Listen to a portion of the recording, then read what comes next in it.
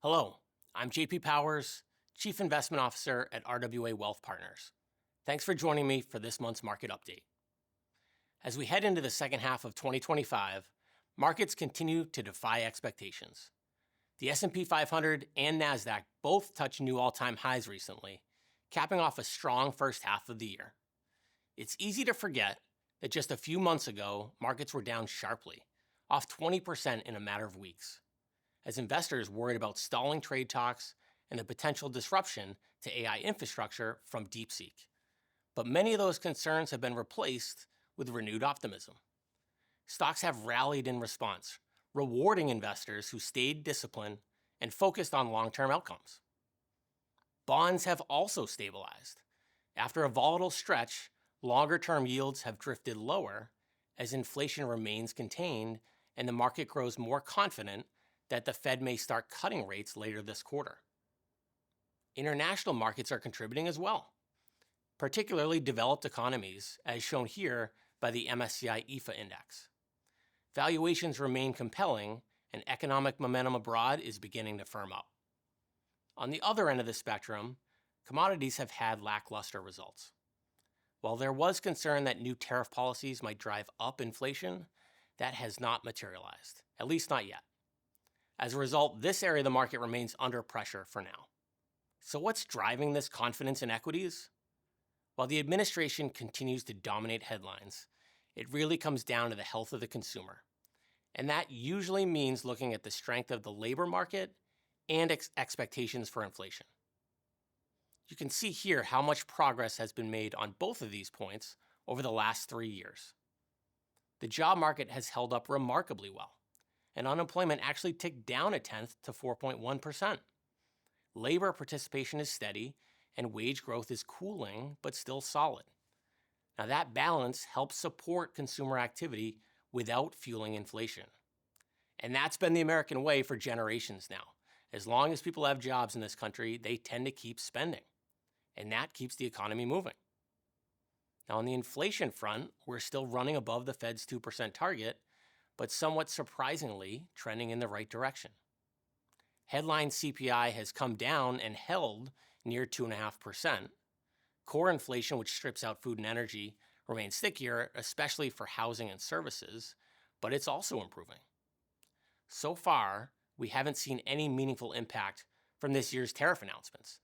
Now, that may still show up in the data later this year, but for now, this Goldilocks combination of strong employment and cooling inflation is providing a powerful tailwind for risk assets. That said, it's not all green lights. A key area of concern is the fiscal outlook, especially following the recently passed tax legislation. The nearly 900-page One Big Beautiful Bill signed into law earlier this month includes many new provisions, but it was centered around the continuation of the 2017 tax cuts. That includes lower marginal tax brackets and an increase in the estate and gift exemption, which is now up to $15 million per person. For clients in high tax states, one of the most impactful changes is the increase in the SALT deduction cap to $40,000 through 2029. These provisions do phase out at higher income levels, but the net effect is still meaningful for many American families. While many of these policies are not entirely new, continuing them avoids what could have been a significant tax increase if they had expired under the 2017 law. The concern, however, is the cost.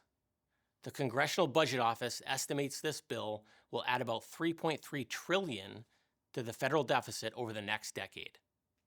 Some of that may be offset by additional growth or tariff revenues, but credit rating agencies have taken note, and we're already seeing pressure on the long end of the Treasury curve as a result. The administration came into office emphasizing government efficiency and streamlining spending.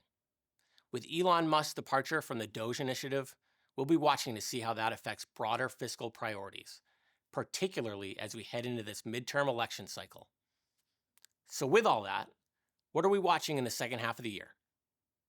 First, corporate earnings expectations have improved. Tariff concerns have been dialed back, and companies are adjusting, as we expected they would, particularly larger companies with the scale to do so. and analysts now project nearly 10% earnings growth for the S&P in 2025. That's up from mid-single digits just a few months ago. That's been a key driver of market gains. Second, the Federal Reserve is likely to adjust policy soon. While a July cut seems unlikely, we expect Chair Powell may use his Jackson Hole speech next month to signal a potential September move, assuming inflation continues to be moderate and growth remains steady. And finally, valuations could still present opportunities, particularly outside the US, as developed international markets remain attractively valued, with room for multiple expansion as fundamentals improve. So, while we're at all-time highs, it's not without reason. A resilient labor market, moderating inflation, and improving earnings are giving markets real momentum. At the same time, we're not ignoring the risks, especially the long-term implications of rising deficits.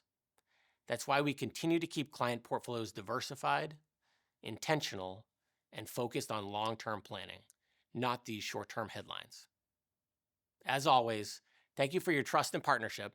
If you have any questions about how this environment impacts your plan, please don't hesitate to reach out. Thanks again for joining us. We'll see you next month.